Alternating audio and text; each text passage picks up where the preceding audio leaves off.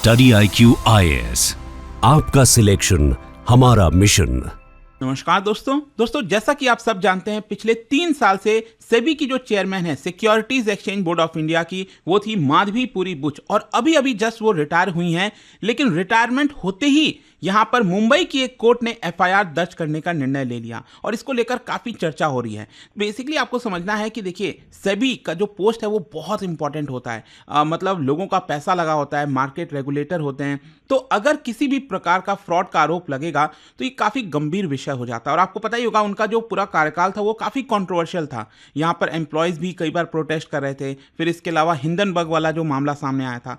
यहाँ पर आप देख सकते हो, Mumbai special courts order FIR against former chief and officials over listing irregularities and regulatory oversight। तो थोड़ा सा इसको समझेंगे कि आखिरकार हुआ क्या है, आरोप क्या लगे हैं, और साथ ही साथ जो सेबी है उनका भी बयान आया, उनका क्या कहना है, वो सब कुछ मैं आपको बताऊंगा। चलिए आगे बढ़ते हैं। लेकिन उससे पहले दोस्तों, आप सबको यह भी बता दूं कि 4 मार्च से हमारा जो SIP का लास्ट बैच है वो स्टार्ट हो रहा है। मतलब 2025 में अगर आप UPSC का प्रीलिम्स दे रहे हैं तो ये प्रीलिम्स के प्रिपरेशन के लिए जो पूरा क्रैश कोर्स हो गया, टेस्ट सीरीज हो गया, वो आपको इसके अंदर मिल जाएगा। लिंक कमेंट सेक्शन में दिया है और आपको यूज करना है ये कोड अंकित लाइव, ताकि आप मैक्सिमम डिस्काउंट ले सकें। तो चलिए शुरुआत करते हैं और सबसे पहले देखते हैं कि एग्जैक्टली हुआ क्या है। यहां पर देखिए, मुंबई की एक स्पेशल कोर्ट ने ऑर्डर पास किया है एंटी करप्शन ब्यूरो को कि आप फॉर्मर सेबी की जो चेयरपर्सन है माधवीपुरी बुच और 5 और लोगों के ऊपर FIR दर्ज करिए, क्योंकि इनके ऊपर आरोप लगा है स्टॉक मार्केट फ्रॉड को लेकर और रेगुलेटरी वॉयलेशंस को लेकर। देखिए, एक तो यहां पर जो फॉर्मर चेयरपर्सन है माधवीपुरी बुच, उनके ऊपर FIR का निर्णय लिया गया,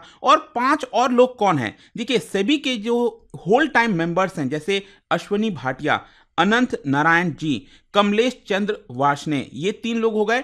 और साथ ही साथ आपको पता होगा बॉम्बे स्टॉक एक्सचेंज के बारे में। तो बॉम्बे स्टॉक एक्सचेंज के भी जो चेयरमैन है प्रमोद अग्रवाल और CEO सुंदरमन राममूर्ति, तो इन 5 लोगों के ऊपर भी FIR दर्ज करने का निर्णय लिया गया। ये जो ऑर्डर है, मैं आपको बता दूं, जज शशिकांत एकनाथ राव के द्वारा पास किया गया। और क्यों किया गया?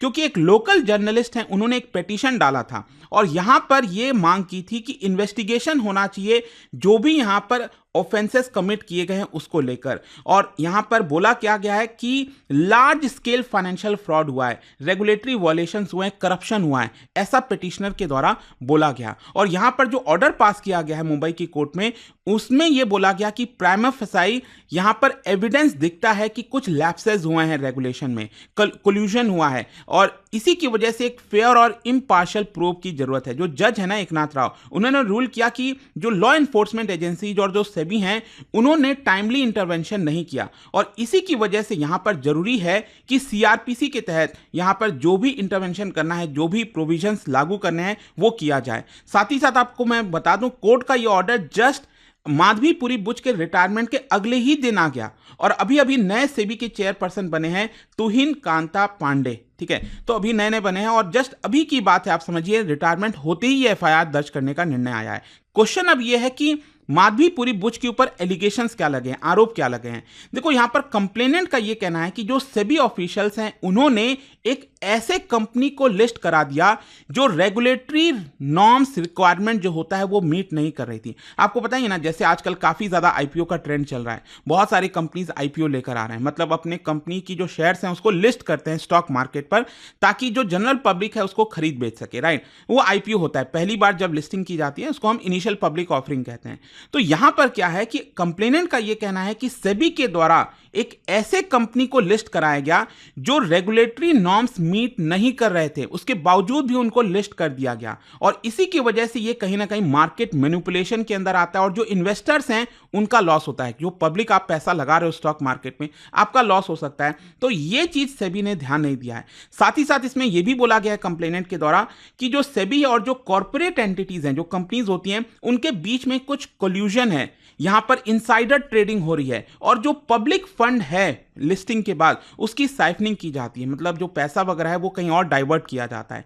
तो ये सारे आरोप यहां पर इनके ऊपर लगाए गए हैं। एंड डिस्पाइट यहां पर कंप्लेनेंट का कहना था कि मैं कई बार पुलिस स्टेशन गया, रेगुलेटरी बॉडीज जो हैं सेबी और बाकी की जगह गया कई ओकेशंस पर, लेकिन कोई भी अभी तक एक्शन नहीं लिया गया था। और इसी की वजह से मैं आपको बता दूं, यहां पर जो कोर्ट है उन्होंने कहा है कि कोर्ट खुद इस पर्टिकुलर जो प्रोब चल रहा है, जो इन्वेस्टिगेशन चलेगी, उसको मॉनिटर करेगी और अगले 30 दिन के अंदर रिपोर्ट मांग रही है एंटी करप्शन ब्यूरो से कि आखिरकार यहां पर हुआ क्या है।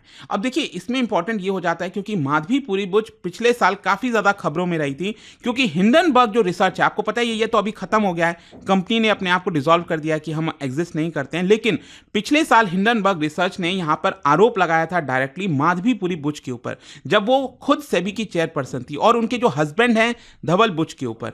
और यह आरोप लगाया था कि अडानी ग्रुप का कुछ ऑफशोर एंटिटीज हैं, बाहर के देशों में कुछ कंपनीज वगैरह हैं अडानी ग्रुप से रिलेटेड, वहां पर अनडिस्क्लोज इन्वेस्टमेंट किया हुआ है माधवीपुरी बुच ने। मतलब कहीं ना कहीं माधवीपुरी बुच और जो अडानी ग्रुप है उनका कुछ रिलेशंस है, और यहां पर अगर इन्वेस्टिगेशन किया है तो उनको रिवील करना चाहिए था। और ये बेसिकली इन्वेस्टमेंट जो किया है माधवीपुरी बुच ने, वो एक्चुअली सेबी ज्वाइन करने से पहले किया था, लेकिन उसके बारे में आपको बताना पड़ेगा कि हाँ देखिए, मैंने ये इन्वेस्टमेंट कर रखा है, ताकि पब्लिक को इसके बारे में पता हो। आपने ये नहीं बताकर कहीं ना कहीं जो कॉन्फ्लिक्ट ऑफ इंटरेस्ट है उसको लेकर सवाल खड़ा कर दिया है। लेकिन जाहिर सी बात है, यहां पर हिंडनबर्ग रिसर्च का ये जो आरोप लगा था उसको सिरे से खारिज कर दिया गया था माधवीपुरी बुच और उनके हस्बैंड के द्वारा, और कहा गया कि यहां पर जो भी कंप्लायंट वगैरह है, डिस्क्लोजर रिक्वायरमेंट्स है, वो हम यहां पर पूरा करते आ रहे हैं। लेकिन जैसा कि मैं आपको बोला, उनका जो टेन्योर था वो काफी कंट्रोवर्शियल हो रहा था, क्योंकि सेबी के अंदर बहुत सारे जो एम्प्लॉइज थे वो आरोप लगा रहे थे अनफेयर वर्क प्रैक्टिसेस का। मतलब यहां पर उन्होंने धरना भी दिया था मुंबई ऑफिस के बाहर, जो सेबी के एम्प्लॉइज हैं वो बार बार धरना भी दे रहे थे, प्रोटेस्ट कर रहे थे कि यहां पर उनको हटाया जाए। और इनफैक्ट मैं आपको बता दूं, सेबी जो चेयरपर्सन होते हैं ना, सेबी के चेयरपर्सन, उनका अगर आप मैक्सिमम टेन्योर देखोगे तो 5 साल तक का हो सकता है, या फिर 65 ईयर्स तक हो सकता है। इनिशियली क्या होता है, 3 साल के लिए अपॉइंटमेंट होता है सेबी की चेयरपर्सन का।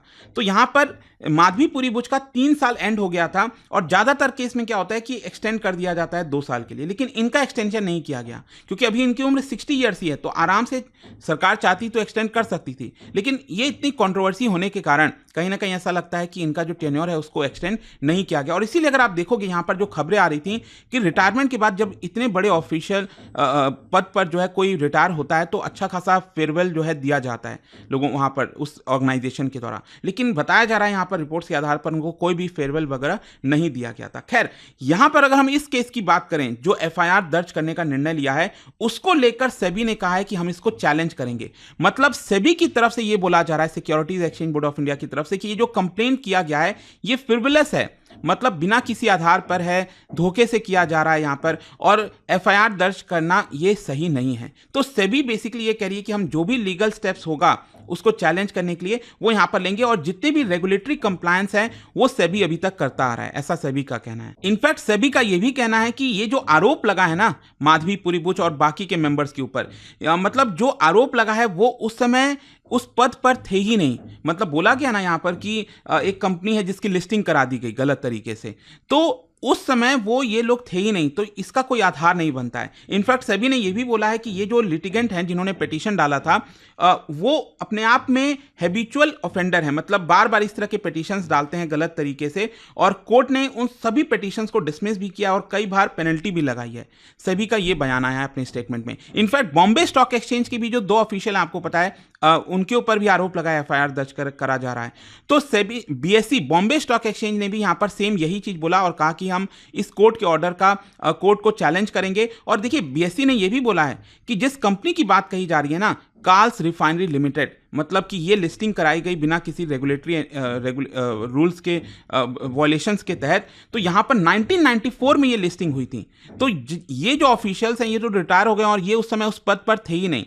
तो एक तरह से यहां पर जो कोर्ट है उनको पहले हमसे पूछना चाहिए था, कोर्ट को नोटिस जारी करनी चाहिए थी, हमें अपॉर्चुनिटी देना चाहिए था, पूछना चाहिए था, तब हम रिकॉर्ड रखते। तो यहां पर इस तरफ एफआईआर कराना जो है गलत है, ऐसा बीएसई और सेबी का कहना है। तो देखते हैं इसको लेकर आगे क्या होता है, बट आई होप कि जो पूरा मामला था वो आपको समझ में आ गया होगा। और जाने से पहले आप सबके लिए एक इंटरेस्टिंग क्वेश्चन, क्या आप बता सकते हो इंडियन स्टॉक मार्केट से रिलेटेड 2 स्टेटमेंट दिए हैं, आपको बताना है कौन सा करेक्ट, और इसका जो राइट आंसर आप सब जानते हैं मेरे इंस्टाग्राम पर तो मिलेगा ही, वहां पर अगर आप नहीं हो कोई बात नहीं, टेलीग्राम से ले सकते हैं इसका सही उत्तर। में कई सारे जो एमसीक्यूज हैं वो यहाँ पर स्टोरीज में डालता रहता हूं। अगर आपको पीडीएफ चाहिए तो टेलीग्राम पर आइए, अलग अलग सोशल मीडिया पर आप जुड़ पाओगे। और देखिए यहां पर अगर आप एसआईपी की तैयारी कर रहे हैं, मतलब प्रीलिम्स 2025 देने वाले हैं, तो ये एसआईपी बैच आपको काफी हेल्पफुल होगा। कल से ये स्टार्ट हो रहा है, डोंट मिस दिस।